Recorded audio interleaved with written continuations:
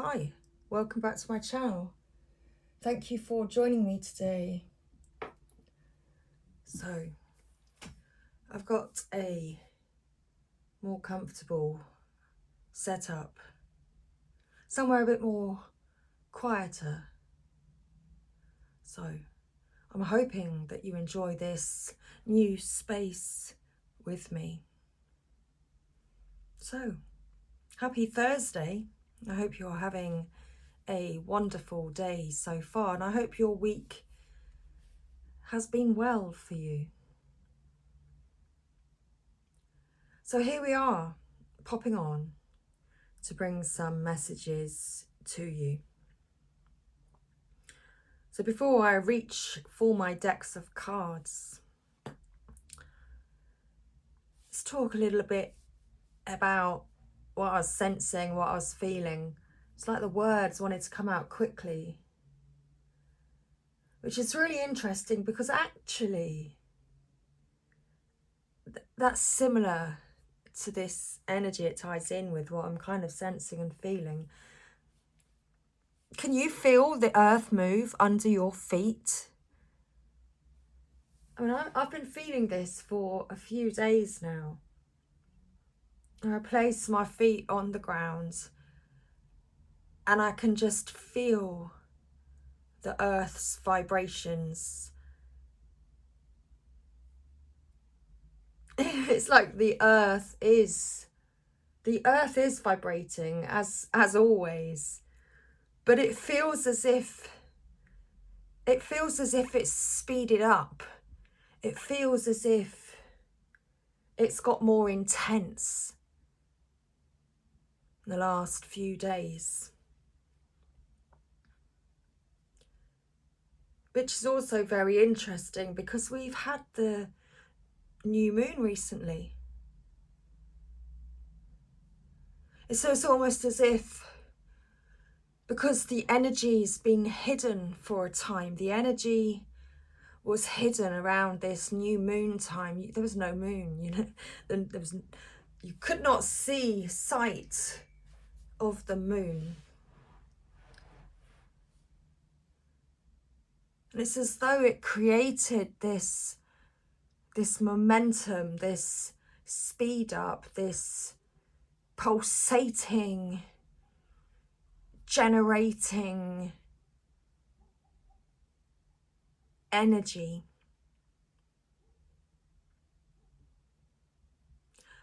Can you hear the dog barking? It's much more soundproofed in here. But that was interesting also because that ties in. Perhaps your divine masculine hasn't seen you much at all, divine feminine, around this time of the new moon.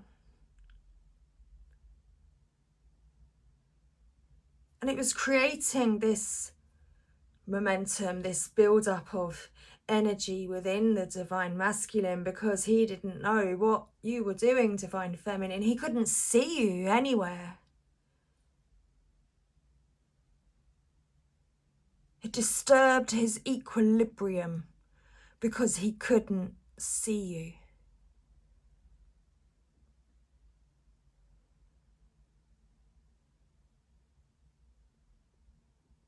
Something is on its way.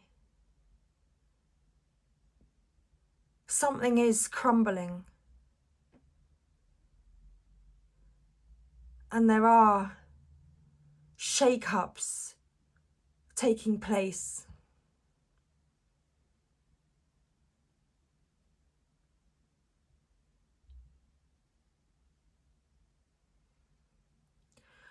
I think that's all of the message for now.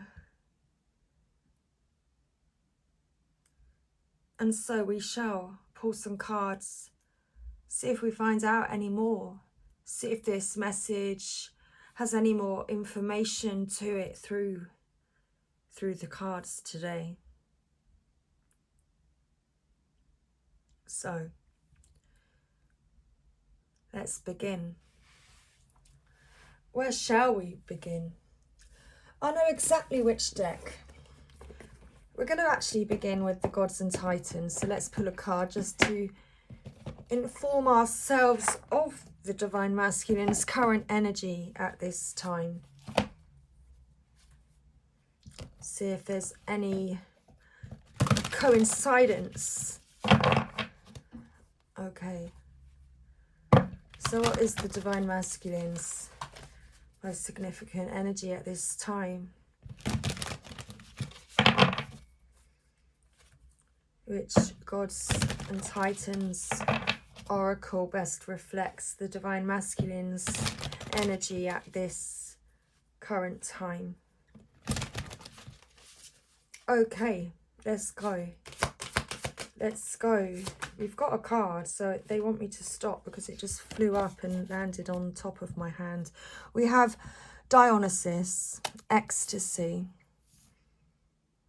You really get me going. You got me so I don't know what I'm doing now.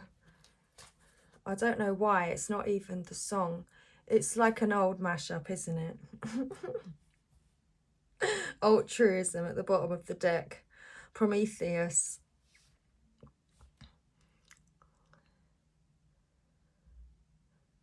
It's like this Divine Masculine is, well, he's reflecting upon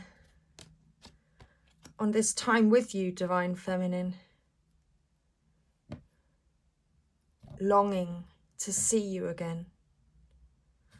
Okay, well, let's just read it from the book and crack on with the messages today. So Dionysus, ecstasy. Let go, feel the freedom of pleasure at its most divine. Reject the mundane. So, that feeling of the earth moving under your feet, that's the Divine Masculine's inner rumblings taking place. We have all felt it at one time or another, that feeling of completely and utterly letting go. A feeling of total elation, sweet freedom and release. This is the free-flowing energy of the Greek god Dionysus. As one of the most misunderstood deities, many believe, being a follower of Dionysus means non-stop partying, but honouring Dionysus goes far deeper than that. Dionysus is a liberator. Women and minorities of ancient time were restrained in society and not as free to grow and contribute to society as they are now. The idea of having no restrictions and total freedom appealed to them. This made Dionysus popular, and his cults became powerful. The Maenads, women who served Dionysus, held the most secretive of rituals. His Roman equivalent, Beatrice, I'm pretty sure I don't pronounce it that way, anyway, I'm moving swiftly on. Beatrice, I'm my brain,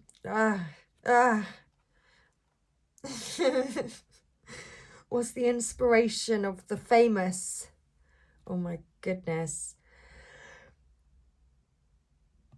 Bacchanalia, let's say that, festival, when slaves became masters, women dressed as men and men as women, and laws could be broken without permission. This kind of spirited activity is cathartic in nature.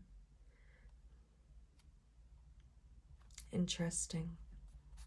It's like Divine Masculine's reflecting upon his catharticism, seeing his antics in the spotlight.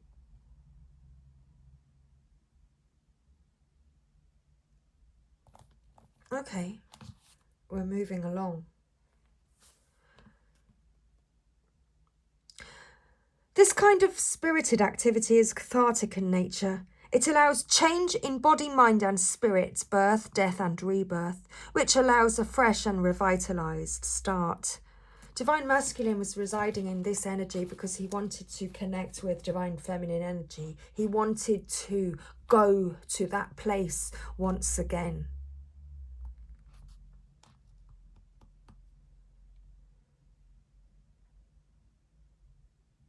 Writhing around with anyone in order to reach this place in his mind. He wanted freedom, he wanted elation, he wanted to be loved, he wanted to connect with Divine Feminine but could not reach her, and so he reached out to whoever was closest at that time in the physical presence. And that is how Divine Masculine has been connecting with Divine Feminine. The energies within him, he feels he must reach this ecstasy, the highest vibration of all, lovemaking or sex. He's been having lots of sex, watching lots of sex, thinking about lots of sex, definitely wanting it with Divine Feminine, but potentially having it with others.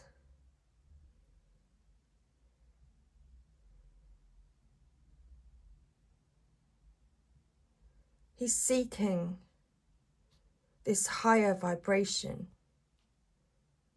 He wants to feel this elation. He wants to feel good. He wants to feel high. He wants to feel his best.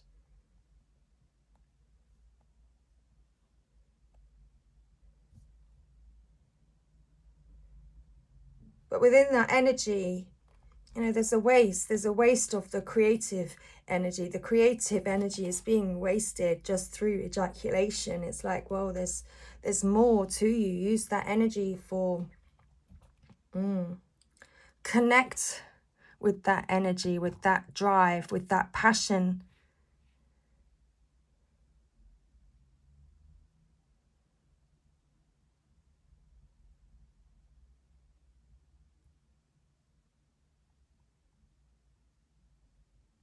But use it for something that will be of purpose. Okay.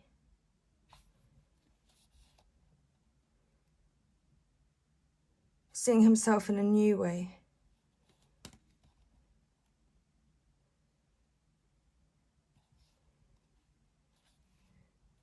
Sorry, this reading took a turn. Did he masturbate so much his arm came off? It really did, didn't it? Well, I don't know what's going to come through. It's just whatever I see, what I feel from this, and that's part of it. I mean, that's all my readings need to come with a warning. Okay, where were we? So over, right, because which allows fresh and revitalized start. Over and over and over and over again. Okay. Dionysus is also the god of the theatre, with a huge theatre named after him on the slopes of the Acropolis in Athens. Increasingly, our culture encourages either bringing on or totally abstaining from pleasures. We are either all work or all play. Those of us who feel weighted down by responsibilities experience no play. Perhaps you take your grades seriously and know your future depends on getting into college and choosing the right course of study. Perhaps you feel you have responsibility for friends or family members and so never fully relax. Or you have a job where you work long hours with no relief. While these things are admirable, it is important to sometimes ease up on yourself and have fun. Connecting with Dionysus's gift of pure release is profoundly relieving. You can achieve this by dancing, singing, play acting, or even doing something that you used to do when you were younger and feel too mature to do now, like swinging or playing on a playground. In fact, Anything that takes you away from yourself and into pure fun, just for a time, can help you unwind and be more productive. Okay. Releasing himself from the mundane, because he needs some fun. There's the horn of confirmation in the background. Divine Masculine's got the horn,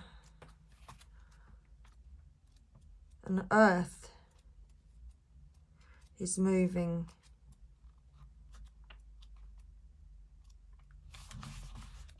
It's like the universe is responding to this request. Altruism, make decisions or start projects for the good of all. Seek out a healthy balance between yourself and others. The story of the Titan, Prometheus, is complex and in some ways tragic. Zeus asked Prometheus to create humans. Prometheus formed humans with sacred clay made of water and earth. Unlike other animals, he fashioned us into the god's image.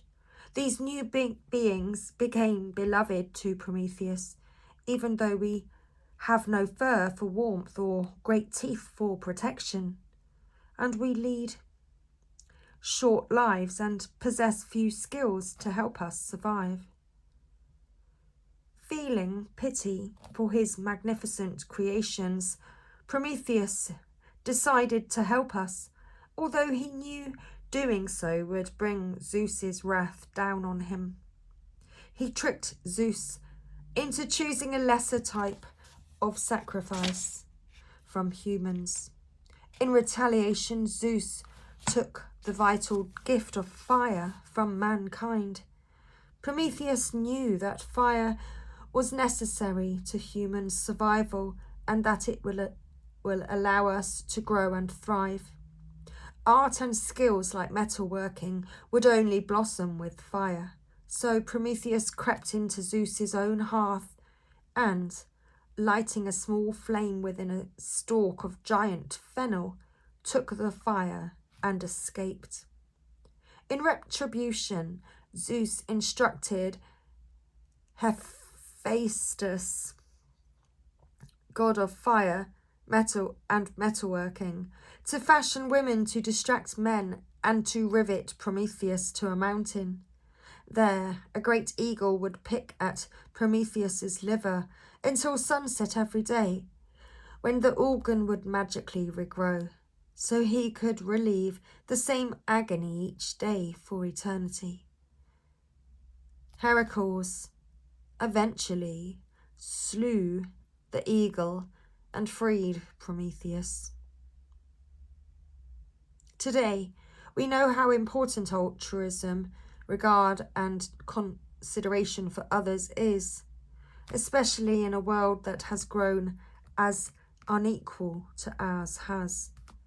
In a time of climate change and an ever-increasing gap between rich and poor, acting for the greater good and not just for individual selves is not only ethical but necessary for our survival. In our modern times, we still honour Prometheus's gift of fire during the torch,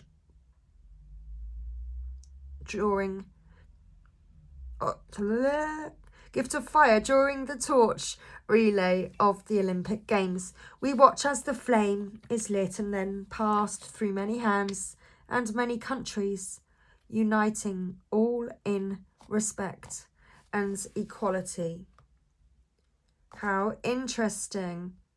Well, that immediately took me to this thing called what is it called?